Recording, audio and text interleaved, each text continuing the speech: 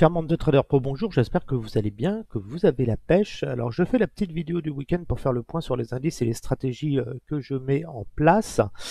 Peu de trades en ce moment, hein, comme vous le savez, je suis en gain de 43 862 euros, j'ai toujours 93,5% de trades gagnants, mais j'ai subi une perte sur le rebond des marchés. Donc là, je suis vraiment en stand-by. Mon but, c'est de mettre une stratégie en phase avec les fondamentaux, puisqu'à ce moment, on est dans un marché un petit peu particulier, puisqu'on voit bien que les fondamentaux n'ont rien de bon. On a la guerre en Ukraine, on a des ralentissements du marché de l'immobilier, on a l'inflation qui est toujours, et les marchés continuent à fonctionner comme ils le faisaient ces 12 dernières années, comme si que les banques centrales étaient toujours ultra accommodantes. Alors les marchés actuellement anticipent une baisse des taux à venir. Mais je pense que cette année, les taux ne baisseront pas, ils vont continuer à monter. Je m'attends même à des taux à 5,5 voire 6% aux États-Unis dans les mois à venir. Donc à une correction des marchés à venir, à cet excès haussier. Alors aujourd'hui, les marchés gardent une dynamique haussière, hein, parce que je pense qu'on est dans une dernière phase de hausse. Et après, on devrait rentrer dans une phase corrective. Les indices US ayant aussi beaucoup de retard, donc on va surveiller ça et on va analyser tout ça pour voir ce qu'on peut mettre en place et surtout quel est le potentiel des indices en 2023 avant une correction. Je vous rappelle que je partage avec vous mon analyse sur les marchés, ce n'est pas du conseil boursier, je vous invite à vous faire votre propre opinion, à consulter un conseiller financier avant d'investir en bourse. La bourse, c'est quelque chose de complexe et vous pouvez perdre de l'argent, bien sûr. Donc, il est important soit de vous entraîner avec un compte virtuel, ce que je recommande quand vous débutez avec le trading. Vous avez des liens sous cette vidéo du broker que j'utilise. C'est le meilleur broker, hein, donc n'hésitez pas à utiliser celui-là. Et puis surtout, vous pouvez ouvrir un compte démo gratuit pour vous faire la main, vous entraîner et voir les stratégies qui vous conviennent. On va passer tout de suite à l'analyse du CAC 40, voir un petit peu ce que je pense et ce que je vais mettre en place sur l'indice. Alors, là déjà on peut constater, on va regarder en mensuel. Alors qu'est-ce qu'on a en mensuel? On a vraiment une hausse fulgurante. Moi j'avais joué la baisse ici, là, on a eu cette baisse, et puis là on a eu un gros rebond, alors que rien n'a réellement changé ici. Les taux, les marchés ont baissé à cause de l'inflation, à cause de la hausse des taux, et puis là l'inflation reste forte, et puis les taux continuent à monter, et les marchés ont rebondi fortement. Alors ça, on peut l'expliquer tout simplement, c'est quand on a eu ce crack ici, ce grand mouvement baissier, le marché obligataire s'est effondré. Aujourd'hui, le marché obligataire est en plein crack. Si on regarde ici les bonds, on va regarder un peu le marché obligataire et vous allez vous rendre compte que le marché est littéralement en train de s'effondrer. Là, on regarde les T-notes, voilà, on voit le marché est tout simplement en train de plonger et on se rapproche des niveaux de 2002-2004. Donc, je pense qu'on aura des beaux signaux d'achat dans cette zone-là. Ce sera intéressant de revenir sur ce niveau-là. Je vais déjà mettre une petite alerte. D'ailleurs, vous pouvez mettre des alertes, n'hésitez pas à en mettre. Voilà. Je vous invite aussi à utiliser les lignes pour mieux placer vos alertes. Voilà, c'est beaucoup plus lisible. Et là, vous avez vraiment les gros supports qui se dessinent. On voit bien, on est ici. On aurait vraiment un prochain support sur ce niveau-là. Donc, je vais mettre une alerte ici. Je vais mettre 3 alertes qui peuvent être intéressants pour placer des ordres techniques vraiment sur ces niveaux. Hop, lisser son prix de revient pour jouer un rebond technique. Donc on a eu une grosse baisse en fin de compte du secteur des obligations, et donc ce qui se passe, c'est que les obligations, elles sont vendues actuellement, et le seul moyen pour les investisseurs, c'est d'acheter des actions pour essayer de gagner du rendement. Sauf que cette baisse du secteur obligataire s'effondre, puisque les gens vendent des obligations à plus long terme pour acheter des obligations à plus court terme qui ont des gros rendements. Donc on va se retrouver avec un marché obligataire au plus bas, avec des rendements sur ces obligations et un risque très très faible, alors qu'on aura un marché action qui sera sur des niveaux historiques très très hauts avec des rendements qui sont peu copieux. On n'a pas des gros rendements sur les actions. Donc derrière, il faut s'attendre, pour moi, il va se passer la deuxième phase, un crack obligataire, crack des marchés actions, c'est qu'il va y avoir des transferts de capitaux du marché action vers le marché obligataire, et c'est ce qui va provoquer en gros la grande purge sur les indices, parce qu'on ne peut pas rester sur des niveaux de prix actuels, alors que tout était lié aux politiques monétaires des banques centrales qui ont complètement changé, puisqu'on fait l'inverse. Alors maintenant, c'est de déterminer quel est le point haut du CAC, où est-ce qu'on peut aller. Alors déjà, on a quelque chose de très important, on a vraiment un double sommet ici, hein, c'est une figure chartiste important, on a vraiment ce double sommet qui sera surveillé, parce que ce double sommet, bah, vous savez bien, vous pouvez tracer une symétrie après, et ça vous donne un potentiel baissier sur ce niveau-là, un potentiel baissier qui nous amènerait sur ces niveaux de prix. Alors je rappelle, hein, quand il y a eu le crack Covid, on est déjà revenu à ce niveau de prix, hein, c'est d'un prix, on voit bien, l'indice est revenu plusieurs fois, il peut tout à fait revenir sur ce niveau de prix.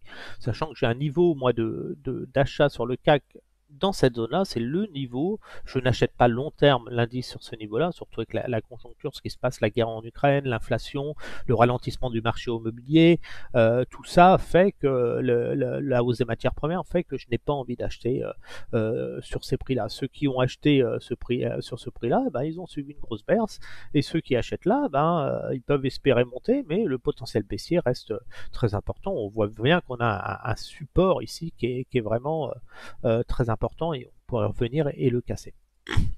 Alors déjà, on a ce double sommet qui est inquiétant, où il faut se méfier, hein, surtout que ça a été porté par les valeurs du luxe, et à un moment, ça va corriger aussi.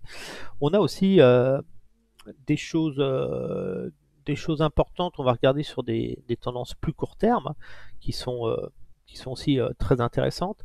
On va passer en hebdomadaire. Alors en hebdomadaire, on a vraiment...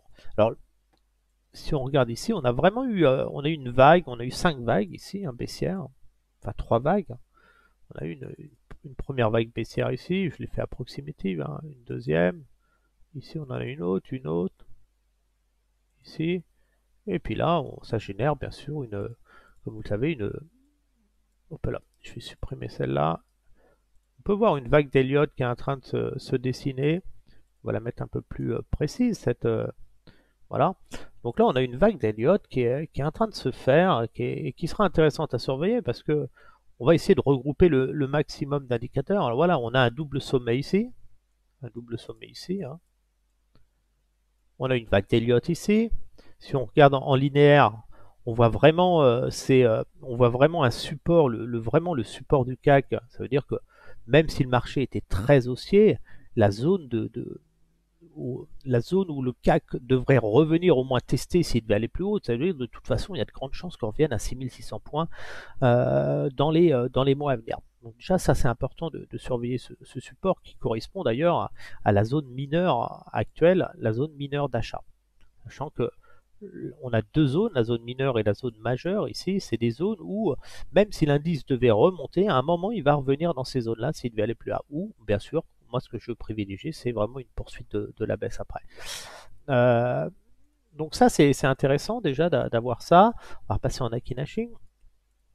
Ensuite, on a un autre, quelque chose d'intéressant aussi. On va la mettre un peu plus précise, voilà. On a quelque chose d'intéressant aussi, c'est qu'on a cette tête à épaule ici, qui donne un potentiel haussier. Ça veut dire qu'à un moment, les acheteurs surveillent ça, les chartistes. Alors on va l'utiliser en linéaire pour vraiment, vous voyez, là vous voyez mieux les points, c'est plus facile à tracer. Je veux dire, j'aime bien utiliser moi ces lignes, ces graphiques en ligne, parce que ça vous donne vraiment les niveaux intéressants. Et donc on a cette tête à épaule aussi qui nous donne aussi ce potentiel-là. Donc là, on va faire la symétrie de ce tête. On va se positionner ici et à peu près ici. Alors, on pourrait utiliser les Akinashing, mais ça nous donne un point bas un peu plus bas. J'aime bien utiliser les lignes. Et on va tracer cette symétrie ici. Voilà, cette symétrie, cette tête à épaule et cette symétrie, et ce qui nous donne un potentiel après haussier technique ici. Ça veut dire que techniquement, on a un potentiel haussier du CAC qui se retrouverait un petit peu dans cette zone-là et qui permettrait d'avoir des bons niveaux de short. Alors on a aussi quelque chose d'intéressant, c'est qu'on a une vague haussière ici, on a une, on a deux, et donc là celle-ci elle est toujours en cours, hein, mais si on a une correction, à un moment on va certainement venir prendre appui ici et puis aller vraiment chercher ce niveau-là. Et là on aurait fini ces vagues pour prendre après deux vagues baissières assez rapides qui nous feraient une vague corrective de ce type ici. On viendrait tester les 50, un pullback ici, et puis après on irait on reviendrait sur cette zone-là, changer de structure de marché. Donc là, on peut déterminer déjà une zone de vente intéressante. On a vraiment ce plus haut qui a été cassé là, qui donne de la puissance, mais on a vraiment cette zone-là qui est techniquement très intéressante. Si je reprends la tête à épaule ici, on va vraiment se baser sur cette tête à épaule, voilà. On n'est pas au point près, on joue des positions de 0,01 lot, voilà. Bon, on peut dire 7800 points, c'est vraiment un niveau, moi, qui m'intéressera à avoir des positions vendeuses sur ce niveau-là. Donc on a vraiment ces niveaux de vente ici. Une poussée au-dessus des 8000 points, j'y crois pas trop. J'y crois pas trop parce que là vraiment on a eu un très gros rebond alors que les fondamentaux se dégradent, hein, ne se sont pas améliorés. Et donc on est un peu dans cette phase de déni. Et d'ailleurs cette grosse volatilité du marché, on a une grosse baisse, grosse hausse. C'est typique des hauts de marché et des phases de pré-crack. Donc il faut faire attention à ça. Les valorisations, il ne faut pas oublier, elles sont quand même encore extrêmement élevées. On voit que l'indice monte, mais 70% des valeurs de l'indice se sont écroulées. Et c'est quelques valeurs qui maintiennent l'indice, d'autant que ces valeurs, ce sont des valeurs qui rachètent leurs propres actions et qui font monter les cours artificiellement. Il faut savoir que les entreprises, en peu de temps, elles se finançaient avant sur des lignes de crédit avec des taux d'intérêt extrêmement bas, proches des zéros, mais maintenant, les nouvelles lignes de crédit qu'elles vont devoir faire, elles vont être bien sûr beaucoup plus élevées et liées aux nouveaux taux d'intérêt. Donc le financement va être beaucoup plus coûteux pour ces entreprises. Donc on a vraiment cette zone ici qui m'intéresse à shorter, on a vraiment ce plus haut, ce pic, hein. On voit cet excès haussier ici, on voit qu'on avait ce dernier plus haut ici, voilà. On peut le mettre ici, on voit, on a eu le plus haut et puis on a eu le petit pullback technique dessus, hein. Donc les graphiques en ligne vous permettent vraiment de déterminer vraiment des niveaux, voilà. Donc ça a été acheté parce que des gens regardent les graphiques en ligne. Et on voit bien quand on regarde dans les graphiques, on est toujours haussier, donc ils ont acheté ce petit pullback. Moi, ce qui m'intéresse, ça va être de vendre ces niveaux-là, hein, de cette zone, cet excès, hein, parce qu'on a vraiment le scénario le plus optimiste qu'on peut avoir, c'est ce scénario-là. Ici, on a une hausse, une correction, une hausse, une correction, peut-être ici, et peut-être une dernière poussée.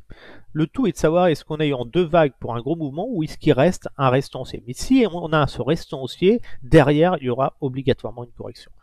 Après trois gros mouvements haussiers comme ça, on a des prises de bénéfices. Donc moi, ça m'intéresse de vendre cette zone-là. Alors je vais le vendre prudemment, hein, je vais le vendre avec toujours pareil, des petites positions. Donc là, dès la semaine prochaine, je vais me positionner sur ce niveau-là, sur 4 niveaux, pour avoir des positions. Alors, je ne sais pas si ces positions seront vendeuses, mais si elles seront vendues, ça me permettra de certainement faire des gains. Et puis, on va aller chercher, dans un premier temps, bien sûr, les niveaux, l'entrée de la zone d'or mineure ici. Alors, vous voyez, c'est vraiment des petites positions pour ne pas prendre de risques, mais ça fait toujours du gain. Et voilà, et je vais me positionner ici en take profit. Après, rien ne m'empêchera, une fois que je serai en gain, que j'aurai des signaux baissiers, de vendre le marché plus fortement. En daily, qu'est-ce qu'on a? On est toujours sous l'influence d'un signal d'achat daily. On voit bien, on a un signal d'achat de vente ici, 4 heures, daily je veux dire, et là on a eu le signal d'achat.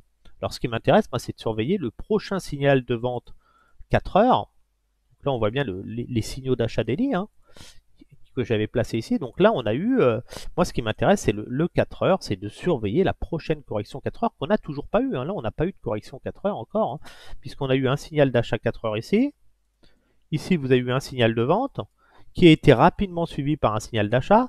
Et là, vous êtes toujours sur le signal d'achat. Donc, techniquement, on a de probabilité d'avoir un signal de vente baissier 4 heures qui devrait arriver dans les jours et semaines à venir.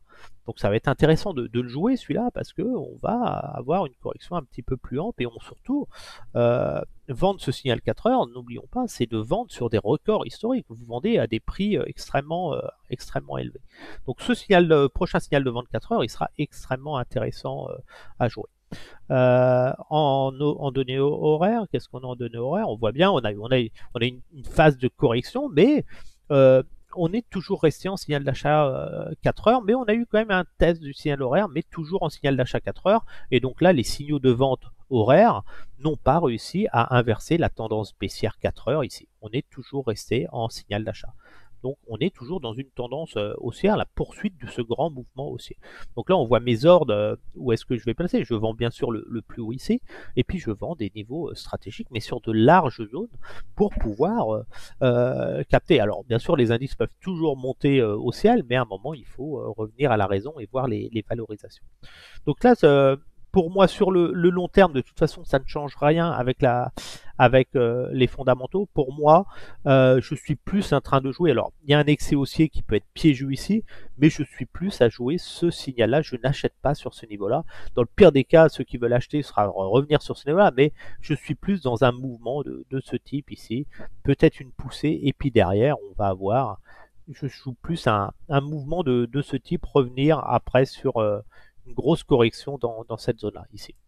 Je m'attends plus, moi je n'achète pas de toute façon au-dessus de 4900 points long terme des valeurs en PEA. Donc voilà, donc là je reste là. Sur le DAX, c'est un peu la même chose. Sur le DAX, on voit bien, il reste un peu plus de potentiel sur le DAX. Il veut m'afficher le graphique. DAX, il veut pas. Un bug graphique. Bon bah le DAX il est bloqué. Alors le Dow Jones pareil, le Dow Jones, on va regarder en plus long terme. On est vraiment sur des niveaux. On sent que en daily on est en train de corriger, mais on peut avoir encore un petit rebond. Par contre en 4 heures, on est déjà en signal de vente 4 heures. C'est assez intéressant. Je perds la connexion. Je vais redémarrer. Je vais redémarrer ma plateforme. Je sais pas. Un bug. Je redémarre ma plateforme.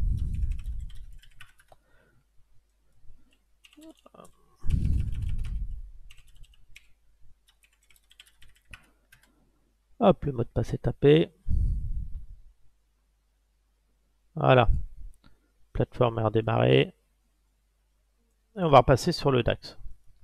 Alors, sur le DAX, on voit bien le DAX, hein, ce niveau-là reste un niveau, l'Allemagne avec la Russie, le coût de l'énergie, ces niveaux-là, ça reste des niveaux de short. Je vise toujours, moi, sur la correction sur le DAX, hein, je veux dire sur ce niveau-là à plus long terme, un changement de tendance, un grand mouvement baissier qu'on aura, toujours pour des raisons fondamentales.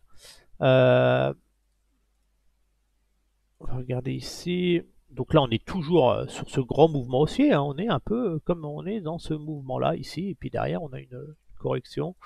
On n'a toujours pas de signal de vente 4 heures, ni daily. Donc daily, on est sur le signal de rebond. Donc là, on peut encore pousser. On a vraiment cette vague.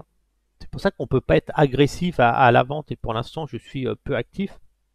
Puisqu'on a vraiment ce mouvement ici qui pourrait générer une dernière vague sur l'indice. Donc là, le plus simple à faire, comme dans tous les indices, c'est de laisser monter ces indices tranquillement et puis de jouer le prochain signal. On voit que ce signal de vente 4 heures, on n'a pas pu le générer, donc on est vraiment dans une phase d'excès et dans un dernier moment. Moi, ce qui m'intéresse, c'est de jouer les prochains mouvements, les prochains signaux de vente 4 heures. Donc là, on peut noter un support maintenant, toujours en graphique linéaire. Vous pouvez matérialiser un support ici qui est intéressant. Le support à ne plus casser maintenant. Et si on prend sur le CAC 40, on va passer en linéaire en 4 heures. Hop. Voilà, vous avez vraiment ce niveau. On voit bien, l'indice avait baissé, il a rebondi sur ce niveau-là. Là, c'est le niveau support à ne pas casser. Et puis là, on s'aperçoit qu'on revient sur ce niveau de résistance. Après un fort mouvement haussier, donc attention, on se piège ici. Pour moi, il ne faut surtout pas acheter, même si l'indice peut monter. Il y a trop de gros risques aujourd'hui. Il faut au minimum attendre une correction du marché, un souffle du marché. C'est nécessaire. Ça veut dire que vraiment, il faudra une correction, vraiment une phase baissière et à la rigueur revenir tenter des achats techniques pour les plus optimistes. Ou voilà, comme nous, nous ce qu'on va faire, c'est bien sûr sur la prochaine amorce baissière, c'est jouer voilà une baisse et puis à un moment on shortera le pullback et ainsi de suite, comme on avait fait en 2000. en 2021. Donc le Dow Jones toujours pareil, un marché, on voit, on a fait les plus bas ici. On est vraiment dans une phase de trading range, hein, le Dow Jones. Et là, on a réintégré. Donc, on est vraiment dans une phase où ça consolide, ça consolide. On a du mal à partir. Donc, ça devra encore pousser, peut-être maintenir les gains. Et puis, à un moment, je pense qu'on va finir par baisser parce qu'on va être rattrapé par les fondamentaux. Donc pour l'instant, aucune raison d'acheter. On sent vraiment qu'on est en train de plier en délit. En plus, il y a trop d'incertitudes. On a eu un gros rebond sur l'indice. On est sur des niveaux quand même assez extrêmes. Quand on regarde en mensuel, on sent que on a quand même cette petite bougie baissière, hein. C'est peut-être les marchés américains qui feront baisser les indices européens, hein.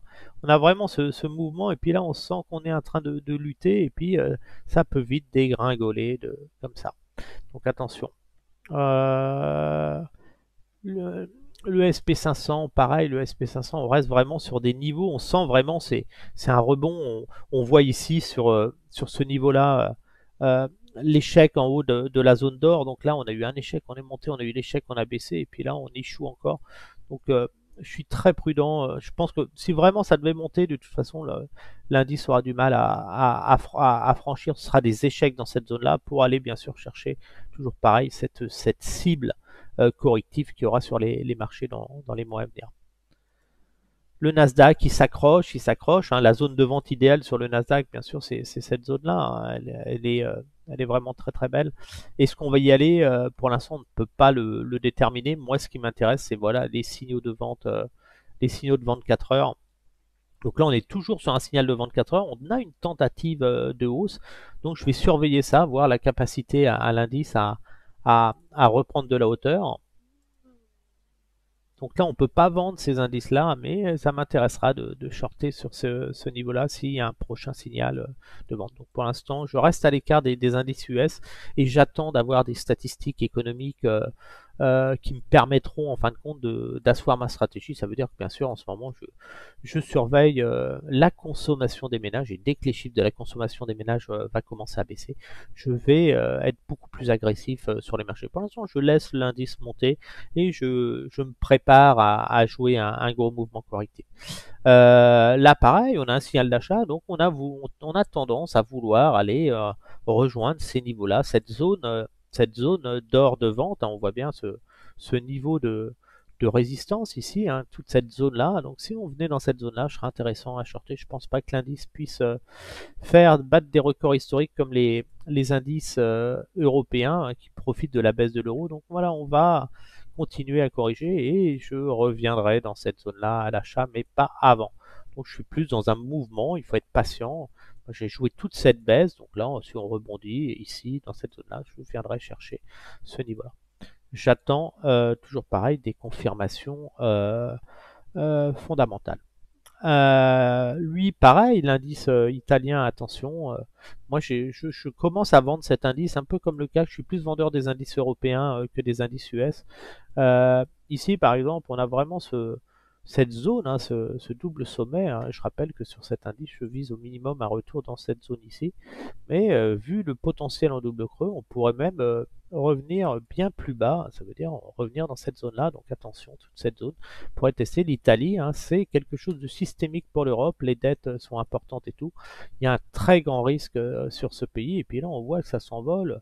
On se demande qu'est-ce qui achète ce marché alors que tout va mal dans le monde. C'est vraiment pour moi quelque chose d'extrêmement risqué. C'est pas une hausse saine. On a vraiment celle-là. Donc je m'attends à un mouvement vraiment. À un moment, ça va arriver. Donc là, tout le monde achète. Les gens ont raison d'acheter, mais à un moment, tout le monde ne va pas sortir en gain. Et je m'attends plus à une grosse correction de l'indice. Ceux qui achètent là, de toute façon, ne font pas des bons achats. Autant ceux qui ont acheté là font des bons achats. Alors moi, je n'ai pas acheté ici, mais j'ai racheté des ventes à découvert. J'avais vendu dans cette zone-là et j'ai racheté des ventes. C'est comme si j'avais acheté en fin de compte. Par contre, je n'ai pas envie d'acheter là. je suis exactement sur les mêmes niveaux de vente que je vendais en 2021. Donc moi, ici, quand je vendais là, c'était pour des raisons fondamentales. Et ici, ces raisons fondamentales sont identiques et le marché revient une deuxième fois sur mes niveaux de vente. Donc je vais bien sûr surveiller. Alors je ne vais pas vendre n'importe comment, je vais attendre des signaux, mais je vais attendre un signal de vente 4 heures et je vais vendre copieusement. Voilà, on a eu un signal d'achat, signal de consolidation, et là on n'a toujours pas de signal de vente 4 heures. Donc le prochain devrait être extrêmement rémunérateur, d'autant qu'on se rapproche de niveaux stratégiques. Alors, le support qui devrait déterminer la rupture de ce mouvement, si on passe en graphique linéaire, voilà, déjà le support, maintenant, on peut le préciser. Voilà, le niveau, quand on évoluera sous ces niveaux-là en signal de 24 heures, ce sera très intéressant. Et là, on voit bien qu'on est en train de pousser encore. Donc là, on a vraiment ce niveau support maintenant, les 27 000. Donc on est à 900 points au-dessus, hein, mais avec des petites positions, ça fait ça fait une perte de 45 euros. Donc là, cet indice, je vais le vendre. Alors, ce qui m'intéresse, c'est comment déterminer des plus hauts sur cet indice. On va regarder un petit peu les structures de marché, parce que j'ai envie de placer des ordres. Hein. Autant sur les indices US, je ne fais rien pour le moment, autant sur cet indice, je commence à m'y intéresser un peu plus dernièrement. Hop, alors qu'est-ce qu'on a d'intéressant qui pourrait nous donner on a déjà une vague de Wolf ici qui est très intéressante, qui va me permettre de déterminer un potentiel. Ici, prendre celle-ci, même si elle est un petit peu fausse, mais elle donne déjà une indication intéressante. Donc là, on voit qu'on est vraiment passé au-dessus. Et puis là, on voit que ça dessine une tête à épaule ici. Cette vague de Wolf vient de la dessiner. On voit cette tête qui est un peu faussée, donc qui me donne un potentiel quand même ici. Si je prends cette symétrie, on prend la symétrie là, voilà. Là, on voit qu'on est vraiment sur un niveau de surchauffe, on est vraiment en lévitation à la hausse. Euh, pour moi, ça ne peut pas tenir tellement plus longtemps. Alors, il y a l'excès, hein, c'est l'euphorie, les gens prennent leur perte sur leur vente, hein, ceux qui ont vendu, ça alimente, tout le monde a peur de manquer le train, mais là, je dis attention, on est sur des niveaux quand même très très hauts, alors que les banques centrales, tout ce qui a permis cette hausse ici était lié uniquement aux politiques monétaires et à une croissance économique forte. On était dans une situation idéale économiquement sur ce marché haussier, et là, on est dans la situation, la pire des situations sur les marchés. Et pourtant, on continue à entrer. Je pense que c'est la mémoire des marchés, hein, puisque les gens qui ont acheté ici toute cette partie-là, sont des gens qui n'ont pas connu vraiment les fondamentaux, une récession, comme on pouvait connaître, nous, en 2008, on a connu ces phases-là ici. Hein. Donc là, c'est vraiment de, euh, de l'ignorance du risque, les gens achètent parce qu'il faut acheter. Les gens achètent parce que ça monte, et le piège derrière, c'est vraiment les fondamentaux qui se dégradent. Donc cet indice, bien sûr, la chose la plus simple à faire, hein, je pense que c'est peut-être un indice l'indice que je vais travailler le plus en 2023, surtout à la baisse. Ça va être vraiment le prochain signal de vente 4 heures. Donc là déjà, je vais surveiller, hein, je suis toujours en attente. Le prochain signal de vente 4 heures. Donc là, on voit qu'on a eu un échec en horaire. On n'a pas généré ce signal de vente 4 heures suite au signal de vente horaire. Donc on est toujours dans cette dynamique haussière. Mais on a quand même un support qu'on peut marquer ici qui est intéressant. Le dernier plus bas, ça nous donne une bonne indication. Hein. Ça revient un petit peu à celui que je disais tout à l'heure. Hein. On voit bien, on peut même le remonter. J'aime bien utiliser ça. Et puis vous pouvez me mettre en weekly. Des fois, vous avez des bons supports. Et voilà, le vrai support, il est là maintenant. 27 000 points. Dans ce niveau-là, on reviendra le tester, peut-être avec une tête. Et on va aller revenir tercer au minimum les 38%. Donc ça, je vais vendre ça. Je vais vendre cet indice sur des prochains signaux. Alors, on peut surveiller aussi des signaux en 30 minutes, par exemple. On voit bien, on va surveiller des signaux. On va essayer de capter des mouvements baissiers. Alors, comment déterminer ce mouvement baissier-là, hein, vous le savez, je vous l'ai expliqué souvent. Bah voilà, ici, vous avez eu vous surveillez toujours pareil, vous avez un fort mouvement haussier, ça veut dire que vous avez un signal 30 minutes qui dure depuis très longtemps, donc là, vous surveillez un mouvement baissier. Et ce mouvement baissier, vous les avez généralement quand vous passez, vous, vous ne faites plus de plus haut. Vous avez un plus haut là qui est plus bas que celui-là. Voilà. Donc là, à partir de ce moment-là, vous pouvez tenter le short ici, là, au croisement des MA et faire un short. mais à un moment vous êtes rapidement stoppé puisque bah, regardez, la tendance reste encore forte. C'est pour ça qu'il faut chercher des, euh, des tendances qui n'ont pas encore généré de signaux de vente, et c'est vraiment ce signal de vente ici, 4 heures, qu'il faudra surveiller. On pourra même l'anticiper peut-être avec le croisement des deux MA. Quand la blanche croisera la verte, ce sera quand même un beau signal pour commencer à placer des ordres sur rebond technique en haut. Donc là, on va surveiller cet indice, ça va être très intéressant. Il va y avoir beaucoup d'argent à faire sur l'indice italien. L'indice britannique, pareil. Alors lui, l'indice britannique, la situation en Grande-Bretagne est en train de se dégrader. Donc on avait déjà vu ce niveau-là, hein, c'est la cible que j'avais pour shorter. C'est le potentiel encore où il peut aller, ça veut dire qu'on estime qu'il a un potentiel encore. On peut estimer qu'il a un potentiel de 6%, hein, 6%, donc avec des petites positions de 0 à l'eau, 6%, si un short ici vous ferait perdre 59 euros. Et une correction sur ce niveau-là vous ferait gagner entre 250 et 300 euros. Donc pareil, je vais surveiller aussi euh, cet indice ici en signal de vente 4 heures. Le prochain signal de vente 4 heures, on voit bien, je suis intéressé de vendre ce prochain signal 4 heures sur des prix historiquement hauts. Ça veut dire que je vais vendre même plus haut que là, j'avais vendu en 2021 sur ce niveau-là, et puis je vais revendre parce qu'on n'a pas eu cette correction qu'on devrait avoir. Si on passe en graphique linéaire, si on va vraiment le support maintenant, on a cassé ce niveau-là, ici c'est plus haut, donc on génère vraiment une euphorie, un emballement haussier. On peut même se mettre ici, voilà, on va essayer de déterminer une zone support intéressante. Cette zone-là, on voit bien que c'est la zone qui a été testée, donc là il faut plus casser ce niveau-là. Voilà, il y a très court terme, on va essayer de regarder, on peut remonter celui-là pour être un peu plus près, voilà. Et là, le dernier support qu'on a tracé, c'est celui-ci, hein, ce support-là. Donc là, si on clôture en délit sous ce niveau-là, attention, surtout qu'on ne fait pas de plus haut. Voilà, qu'est-ce qu'on avait? Alors le Natgaz, moi j'avais fait des achats sur le Nasdaq. Je reste à l'achat sur le Natgaz. Et je vais continuer à jouer ce signal d'achat, puisque là maintenant on a un signal d'achat H4 donc qui m'intéresse. Et reste à savoir, est-ce que ce signal d'achat H4 arrivera à générer un signal d'achat d'hélice qui nous offrira un beau potentiel. Donc là, moi, je continue. Hein, en ce moment, je fais rien sur les indices. Je place quelques ordres de vente sur les indices sur des niveaux extrêmes, en espérant être touché et que l'indice monte encore. Ça, parce que je vise, hein, je vous rappelle, hein, dans tous les cas, je vise un retour dans les zones majeures ici. Sur l'indice CAC 40, je vise un retour dans cette zone-là. Je vais ici. Ça veut dire que là, moi, je suis intéressé de vendre sur les plus hauts pour aller chercher ce niveau-là. Sur les autres indices, les indices US, je vendrai un petit peu plus haut, je les laisse faire parce qu'ils ont beaucoup de retard, mais c'est une incohérence avec les marchés européens. Donc les marchés européens s'envolent parce qu'ils se disent oui, les marchés US ont du retard et ils vont rattraper leur retard. Donc, mais je pense que c'est un piège. Je pense que ça prouve que les indices US ne vont même pas réussir à rejoindre la zone majeure que j'attends pour vendre. Donc là, bien sûr, on a fait des plus hauts, donc j'agrandis mon retracement. Et puis là, là, à partir de maintenant, on a un signal d'achat. Moi, j'achète les pullbacks.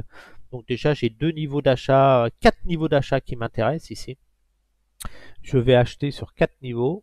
Ici, je vais acheter le niveau là. Pour lisser mon prix de revient, toujours pareil, hein. J'achète ces niveaux-là. Bon, voilà, si on a une correction, j'achète pour un nouveau mouvement. Alors, c'est pas ce que je l'aimais que ces ordres seront touchés.